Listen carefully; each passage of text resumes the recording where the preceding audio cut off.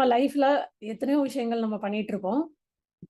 அதுல என்னென்ன விஷயங்கள்லாம் நம்ம சரியா எத நோக்கி போயிட்டு இருக்கோம்? இந்த மாதிரி அ லைஃப்க்குன்னு என்னென்ன விஷயங்கள் நம்ம படிச்சுக்கிடணும்? அப்படிங்கிற செஷன் இன்னைக்கு பார்ப்போம். இன்னைக்கு லைஃப் சக்சஸ் பத்தி பேசுறோம் நம்ம. ஏதாவது ஒண்ணா நான் பெர்ஃபெக்ட்டா வந்ததுக்கு அப்புறம், எல்லாம் சரியானதுக்கு அப்புறம் தான் பண்ணுவேன் அப்படின்னு வெயிட் பண்ணக்கூடாது. முதலே நம்ம எல்லாம் சரி பண்ண ஆரம்பிச்சிடணும். செய்ய ஆரம்பிக்கணும், பழக ஆரம்பிக்கணும். போக போக தான் நமக்கு வந்து பெஸ்ட்டா கிடைக்கும். ஸ்டார்ட்டிங்லயே நம்ம வந்து நான் எல்லாம் பெர்ஃபெக்ட்டா ஆகி தான் பண்ணுவேன் அப்படின்னு இல்ல. நம்ம என்ன செஞ்சாலும் சரி, நமக்கு தப்புகள் செய்ய நெறைய நமக்கு என்ன செஞ்சாலும் சரி, நம்ம சரி பண்ணதுக்குன்னு ஒரு பெரிய கூட்டமே வரும். ஆ கரெக்ஷன் சொல்றதுக்கு கூட்டமே வரும். அத பார்த்து நம்ம மிரண்டற கூடாது. நீங்க ஆரம்பிச்சு போயிட்டு இருக்கணும். At the same time as நம்ம என்ன தப்பு பண்ணியிருக்கோம், நம்ம சரி பண்ணணும், கரெக்ஷன் பண்ணணும். அது போணும். ஆனா, அத பார்த்துட்டு பயந்து போய் நின்றக்கூடாது. கரெக்ட்டா? இப்படி நீங்க எங்கேயாவது ஆக்ஷன் எடுத்திருக்கீங்களா? முதல்ல செய்வோம்டா. அப்புறம் உள்ளத அப்புறம் பார்ப்போம். ஏதாவது ஒண்ணு செய்வோம். ஏதாவது ஆரம்பிப்போம். மீதி உள்ளத அப்புறம் பார்க்கலாம். அப்படி சொல்லி ஆரம்பிக்கணும் நீங்க. எத்தன பேரு வந்து நான் சரியா தான் பண்ணுவேன், சரியா தான் பண்ணுவேன்னு கடைசி வரைக்கும் எதுவுமே செய்யாம உட்கார்ந்துட்டு இருக்க எத்தன பேர் இருக்காங்க. எல்லாத்துலயும் உனக்கு இங்கிலீஷ் தெரியாது அப்படின்னு சொல்லிட்டு நம்ம இங்கிலீஷ் தெரியாததுக்காக நம்ம எல்லாம் செய்யாம இருப்போம். இங்கிலீஷ் ஒரு மொழிடா. அதுக்கு என்ன செய்ய முடியும்? தெரியலன்னா அவ்வளவுதான். நீ தமிழ் உனக்கு எனக்கு எழுத தெரியல. இது சின்ன ர வராது, பெரிய ர. அது என்னடா? நான் சொல்றது ஒண்ணும் புரியுதுல்ல.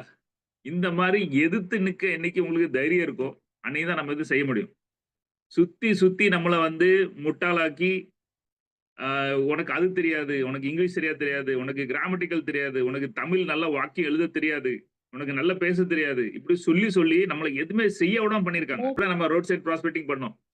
அப்ப நீங்க சொல்லும்போது சரியா சொல்லீங்களா? செக் பண்ணி, செக் பண்ணி, அப்புறம் அவங்க சரி பண்ணி, இப்ப நீங்க சரியா சொன்னீங்க. இப்ப கரெக்ட்டான ஆள் கிடைச்சா, முதல்ல சொல்ல, சொல்ல நம்பர் கிடைக்கவே இல்ல. நம்ம பண்ணிட்டு இருக்கும்போது ஸ்டூடண்ட். அப்புறம் பண்ண, பண்ண, பண்ண, பண்ண பார்க்கும்போது, இப்ப நீங்க கரெக்ட்டா சொன்னீங்க. சரியான ஆள் கிடைச்சா ஓகே சொல்லிருவாங்க. அதே மாரி சொன்னாங்க. ஆள் நம்பர் குடுத்துட்டாங்க. அந்த மாரி நம்ம சரியான பிராக்டிஸ் பண்ண, பண்ண நம்ம சரியா வந்துரும். நம்ம சரியான பிராக்டிஸ் பண்ணும்போது கூட, தப்பான ஆளு கிடைச்சா நம்ம கூட வாங்க மாட்டாங்க. அத நெனச்சு நம்ம துவண்டு போக்கூடாது. இப்ப நம்ம டீம் பில்ட் பண்ண தான் நெனைக்கும். 2 2 தப்பான ஆள்கள் இருப்பாங்க. டீம் உடைஞ்சு போகும். ஒண்ணு இன்னொன்னு டீமே வைக்க மாட்டேன். அப்படிலாம் கிடையாது. திரும்ப செட் பண்ணணும். திரும்ப செட் பண்ணணும். யாராவது ஒருத்தர் 2 பேர் தப்பு பண்ணதுனால நம்ம போற போக்க ஸ்டாப் பண்ணிறக்கூடாது. அடுத்த ஆள் நமக்குன்னு நல்லவங்க கிடைப்பாங்க. நான் 5 வருஷமா எங்க வீட்ல குக்கிங்க்கு ஆள் ரெடி பண்ணிட்டு இருக்கேன். ரெடி பண்ணிட்டு 7 பேரு, 8 பேர் வந்து தப்பு தப்பான ஆள்கள் வந்துட்டு செட் பண்ணவே இல்ல. இன்னைக்கு அப்படி ஒருத்தவங்க சூப்பரா வந்திருக்காங்க. காலையில சமைச்சு தருவாங்க, மத்தியானம் சமைச்சு தருவாங்க, நைட்ல சமைச்சு தருவாங்க, நெனைச்சது சமைச்சு தருவாங்க. இதுக்கு 5 வருஷம் ஆயிருக்கு. நமக்கு குக்கே வேண்டாம்டா. இனி நானே சமைச்சுக்கிடுதேன் அப்டின்னா இன்னைக்கு வந்திருக்காது. தோல்விய வந்து அது ஒத்துக்கிடவே கூடாது. தோல்விய ஒத்துக்கிடவே கூடாது. தப்ப ஒத்துக்கிடவே கூடாது. யாருடா பண்ண முடியாதுன்னு சொன்னா? யாரு ஜெயிக்க முடியாதுன்னு சொன்னா? நான் ஜெயிச்சு காட்டுறேன். ஒன்லி திங் இஸ் நம்ம சொல்ற விஷயத்தையும், செய்ற விஷயத்தையும் சரியா செய்றோமான்னு செக் பண்ணிட்டே இருக்கணும். வெளிநாட்டுலலாம் அவங்க எல்லாமே ஓனரா இருந்து அவங்க எக்ஸ்பீரியன்ஸ் ஆவது சொல்லிக் குடுப்பாங்க. இங்க நம்ம அ இந்தியால MBA கிளாஸ் சொல்லிக் குடுப்பாங்க. Master of business administration. நீங்க எத்தன பிசினஸ் பண்ணீங்கன்னு கேளுங்க. நம்ம காலேஜ் லெக்சரர் பிசினஸே பண்ணியிருக்க மாட்டாரு. அவங்க டீச்சர் புக் படிச்சு சொல்லிக் குடுத்தாங்க. இவரு புக் படிச்சு சொல்லிக் குடுத்தாரு. அடுத்துல வரவங்க புக் படிச்சு சொல்லிக் குடுப்பாங்க. இப்படி காலங்காலமா புக் படிச்சு நம்ம யார்ட்ட போய் படிக்கணும்? புக் படிச்சுட்டு இருக்கவங்ககிட்ட போய் படிக்கணுமா? இல்லாட்டா யார் வாழ்க்கையில செஞ்சு குடுத்துட்டு இருக்காங்க அவங்ககிட்ட படிக்கணுமா? எப்ப யார் பேச்ச கேட்கணும்? நீங்க காலேஜ் போய் வேலைக்கு போம்போது ஸ்கூல் வாத்தியார் 5ஆம் கிளாஸ் சொல்லிக் குடுத்த வாத்தியார் போய் பேச்ச கேட்கக்கூடாது. அவரு அவங்க லெவல்ல தான் இருப்பாங்க. நீங்க காலம் கடந்து போனதுக்கு அப்புறம் தான் தெரியும். அந்த வித்தியாசங்கள் தெரியும். உங்க ஸ்கூல் டீச்சர், காலேஜ் டீச்சர் அவங்க நீங்க கார்ப்பரேட்ல வேற லெவல் போயிருப்பீங்க. அவங்கள போய் திரும்பி பாருங்க. அவங்களுக்கு உங்களுக்கு நெறைய கேப் இருக்கும். நான் ஸ்கூல் படிச்சுட்டு, கார்ப்பரேட்ல வேலை பார்த்துட்டு, திரும்ப எங்க ஸ்கூலுக்கு போறேன். எங்க டீச்சர் இங்கிலீஷ் பேச பார்த்து, "அட பாவியா! இவங்கட்டயா நம்ம இங்கிலீஷ் படிச்சுட்டு இருந்திருக்கோம்." அப்படின்னு அப்பதான் எனக்கு தெரிஞ்சுச்சு. அப்ப போய் உங்க லைஃப் சக்சஸ் அங்க இப்ப லைஃப்ல போய் அவங்கட்ட கேட்பீங்களா? ரொம்ப புத்திசாலியான விஷயம். இன்னைக்கு நம்ம பார்த்துட்டு இருக்க இந்த விஷயம் வந்து இலுமினாட்டிஸ் லெசன்ல உள்ள விஷயம்.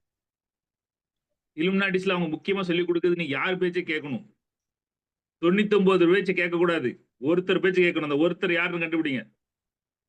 அந்த ஒருத்தரு எல்லாம் சென்டிமெண்டா, எங்க அம்மா தான் எனக்கு கடவுள். எங்க அம்மா பேச்ச மீற மாட்டேன். போன செத்த நீ மவனே! உங்க அம்மா என்ன பிசினஸ் மேனா? நெட்வொர்க்ல பெரிய உலக கலக்கிட்டாங்களா உங்க அம்மா? இல்ல எங்க அப்பா தான் எனக்கு கண் கண்ட தெய்வம். எங்க அப்பா தான் என்ன மென்டார். ஆமா, சுத்தம். உங்க அப்பா என்ன பண்ணாரு?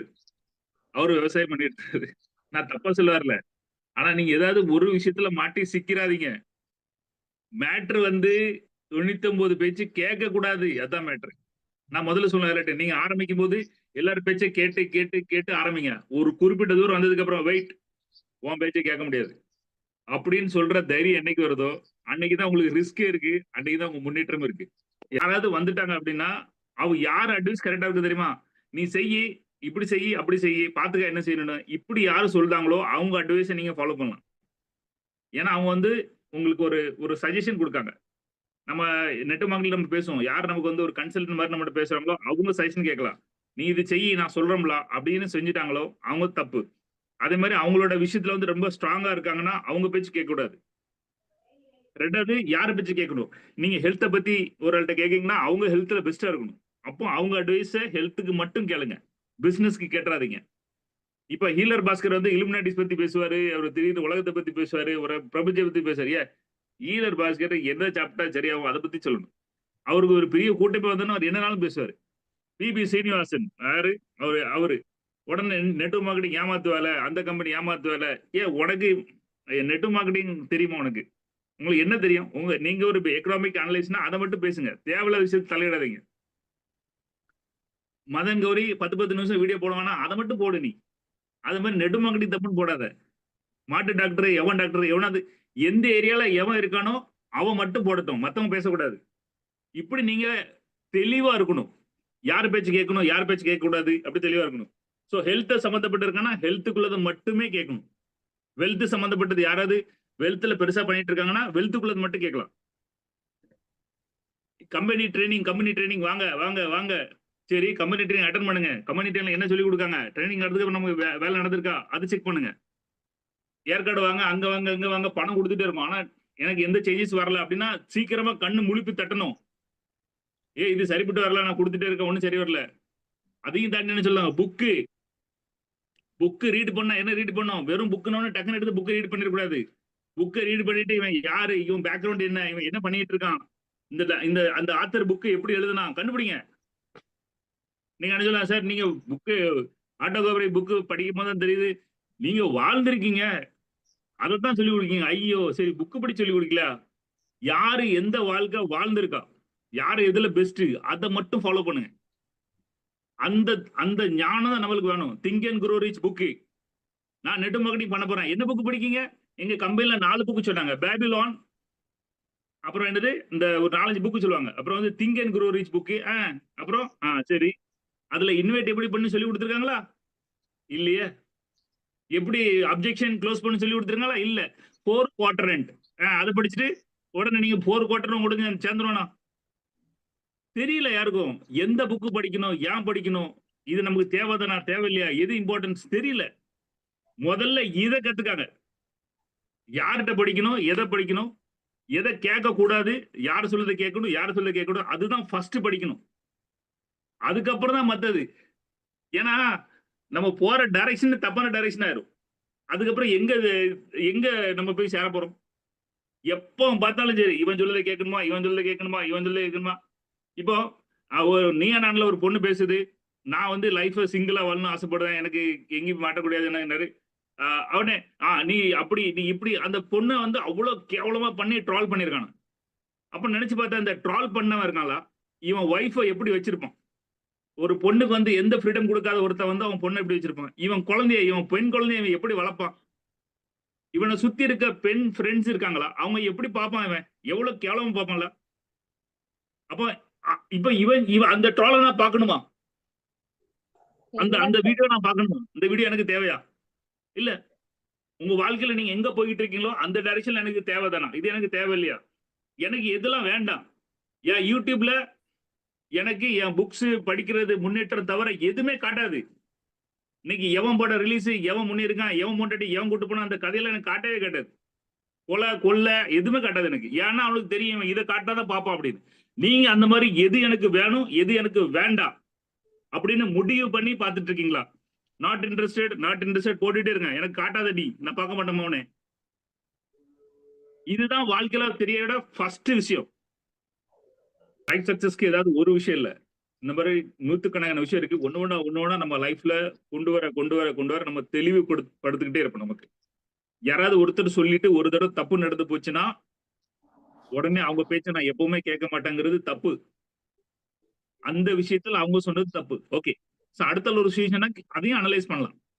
நீ ஒரு தடவை தப்பு பண்ணிட்ட, அதனால வாழ்க்கையில அவன் சொல்லியே கேட்க மாட்டான்னா அது நம்ம முட்டாள்தனமாயிரும். ஒண்ணு.